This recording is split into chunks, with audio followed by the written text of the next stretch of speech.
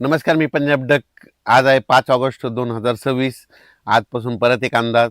सर्वप्रथम नाथसागर आहे. नाथसागर जवळपास 93% भरलंय आणि तिचं रात्रीच्याला पाणी सोडलंय.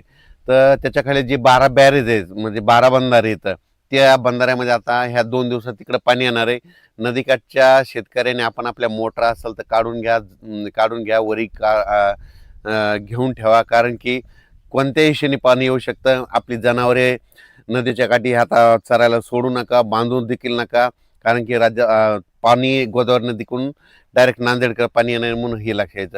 आज देखील राज्यामध्ये सांगायचं झालं तर पण सोलापूर जिल्ह्यामध्ये पाऊस आज देखील पडणार आहे. म्हणजे आज 5, 6 आणि 7 आणखीन 3 दिवस सोलापूर जिल्ह्यात मंगळवेढा, जत, सांगली, सातारा, त्याच्यानंतर इकडं बारामती, श्रीगोंदा, त्याच्यानंतर इकडं बीड जिल्हा, अहिल्यानगर, त्याच्यानंतर पाथर्डी, ह्या पट्ट्यामध्ये कडाष्टी, ह्या पट्ट्यामध्ये आज 3 दिवस आणखीन पाऊस असणार आहे म्हणून हा अंदाज त्या शेतकऱ्यांना लक्षात.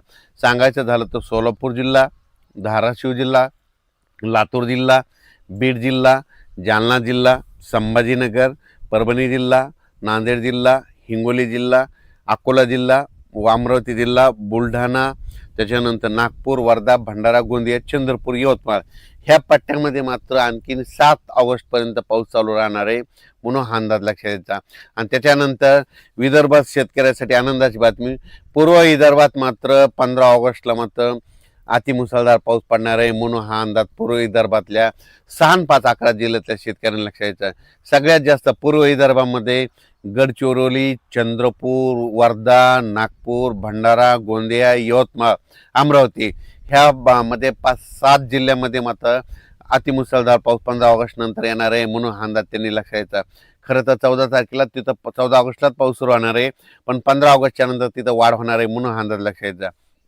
ते कमी दाबाचा पट्टा वरतून जात असल्यामुळं विदर्भात पाऊस जर पडत असला तर काय होणार आहे, मराठवाड्यामध्ये रिमझिम पाऊस असणार आहे म्हणून हा अंदाज देखील सर्व शेतकऱ्यांनी लक्षात घ्यायचा. राज्यात सांगायचं झालं तर आज देखील परभणी जिल्ह्यात देखील दुपारपर्यंत ऊन पडेल आणि परभणी जिल्ह्यात देखील दुपारनंतर पाऊस सुरू होणार आहे म्हणून हा अंदाज परभणीकरांनी घ्यायचा. जालना जिल्ह्यात देखील तशीच परिस्थिती राहणार, दुपारनंतर सरी चालू राहतील म्हणून हा अंदाज लक्षात घ्यायचा. त्याच्यानंतर संभाजीनगरकडे देखील सरी चालू राहतील म्हणून हा अंदाज लक्षात घ्यायचा. बीड जिल्ह्यात देखील सरी राहतील म्हणून अंदाज लक्षात घ्यायचा. लातूर जिल्ह्यात देखील सरी चालूच राहतील म्हणून हा अंदाज लक्षात घ्यायचा. नांदेडकडे देखील सरी चालूच राहतील. नांदेड जिल्हा जरा नांदेड, धर्माबाद, बिलोली, तेलंगणा, डोंगळी तहसील त्या परिसरामध्ये थोडा जास्त पाऊस असणार आहे म्हणून त्यांनी अंदाज लक्षात घ्यायचा. त्याच्यानंतर इकडं यवतमाळ जिल्ह्यात देखील सरी चालू राहतील. हिंगोली जिल्ह्यात देखील सरी चालू राहतील.